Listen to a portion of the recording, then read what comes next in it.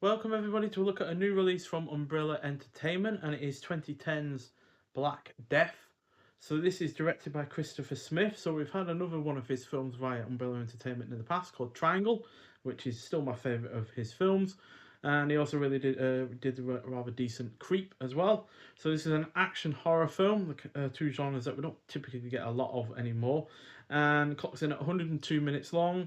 Stars Sean Bean, who was obviously in the first of the Lord of the Rings films, Fellowship of the Ring, as well as GoldenEye, Ronin, and Patriot Games. It also stars Eddie Redmayne, who was in The Theory of Everything and The Aeronauts. And finally, Carice Van Houten, who was in Paul Verhoeven's Black Book, which was really rather a great film. So, as the plague decimates medieval Europe, rumours circulate of a village immune from the plague. There is talk of a necromancer who leaves the village and is able to raise the dead. A fearsome knight, joined by a cohort of soldiers and a young monk, are charged by the church to investigate. Their journey is filled with danger, but it's upon entering the village that their true horror begins. So, this is one of my favourite period set horror films due to its heavy emphasis on realism, the bleakness of the time it is set, and its effective look at how a plague can kill even when you aren't infected, as rumours, superstition, and all sorts of other kind of things come into the fold there. It also has a solid cast, good production value, the action is brutal, the cinematography is done well. I really rather like the score, the pacing is on point, and it touches upon themes that don't come across as forced because you have elements of religion in this, which is used for and against certain elements, and you can also see the sides of the people of the villages as well, because they are not wanting to become infected by the plague, so they will do anything and everything to keep it at bay. So yeah, there are all sorts of themes going on here, and it all works in a really rather effective way. Now, granted, it's not a particularly unserious film. It takes everything really rather quite seriously. The dialogue is serious, the actions and consequences are all serious, and everything like that. It never has a light-hearted moment to it, quite frankly. So yeah, but that all just lends itself to its realism and its sense of atmosphere, and the fact that it's taking this plague seriously, which you should be, considering how many people it killed. Wiped out a good sizable proportion of Europe when it was around. So yeah, it is something that needs to be taken seriously, and this does that in a effective manner. So yeah, we have a bunch of physical extras to this release, including this really rather nice hard box with the new artwork on the side and the back. So that mask is the kind of thing that the doctors would wear to, keep themselves away from the plague, because it wasn't just a plague that was transmitted via fleas and stuff like that. It was transmitted by air as well. Saliva in the air being spat at or just breathing around people. We also have a really rather nice booklet.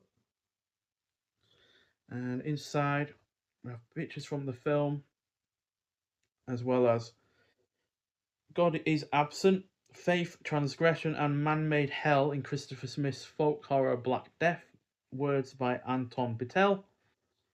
So that's, yeah, looks like a fairly in-depth kind of right up there, again with pictures throughout the film.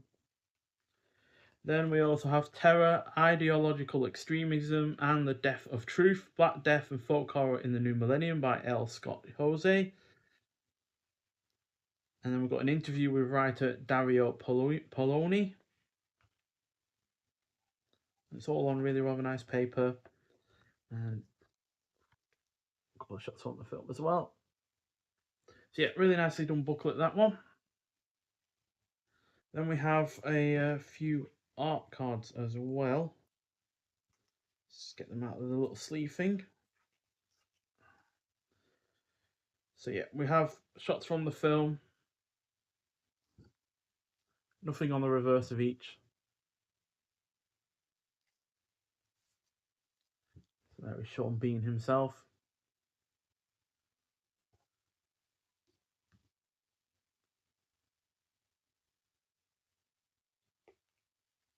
Fairly decent amount of them here, and they're all again on really nice paper.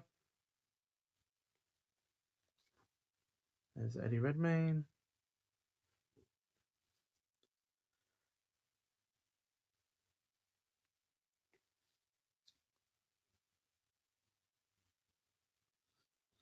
And finally, yeah, they're really nicely done. And then we also have a slipcover over the actual case itself, which is really rather tightly put on. But yeah, so we've got new artwork there, which continues around the back. We also have a poster, which is in the case itself. This is double-sided, so you can choose whichever one you want. It's more like inspired by the film. It's not trying to emulate any element of what the actual film has it going for it, because you can tell by the fact that, yeah, it doesn't really look like Sean Bean, and I don't think it's trying to. It's more like a kind of graphic novel inspiration by the looks of things. Yeah, pretty nice. Again, on really good paper. And then we've got the disc itself, which has the original artwork on the front. And that's the disc. And then we've got the reversible artwork is purely just without the really rather quite large age rating that Australian films have to have. So, which is always nice to have, because yeah, that's quite a large age rating, and does take away from the artwork a little bit, I think. And then we've got extras on the actual disc itself. So we've got a audio commentary with the director, a 2024 interview with the director, 2024 interview with actor Andy Neiman. Then we've got Bringing the Deaf Back to Life, the making of Black Death.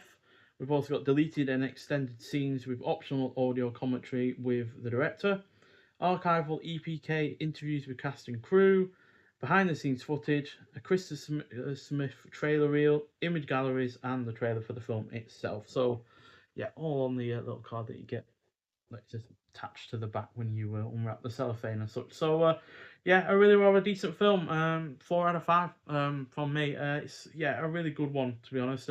I can see why some people might not like it, because it does take itself really rather quite seriously, and yeah, you have to really take it on that level. Really, it's not a film that is a whole lot of fun.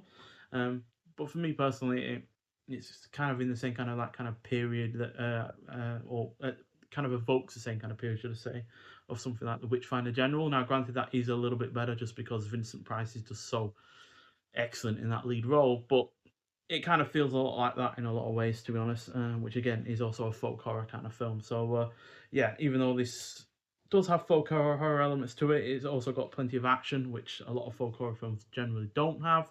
So, yeah, it's a good mix of the kind of like genres and moods and, themes and such. So, yeah, it's a really rather solid one. I do highly recommend it if you haven't seen it already.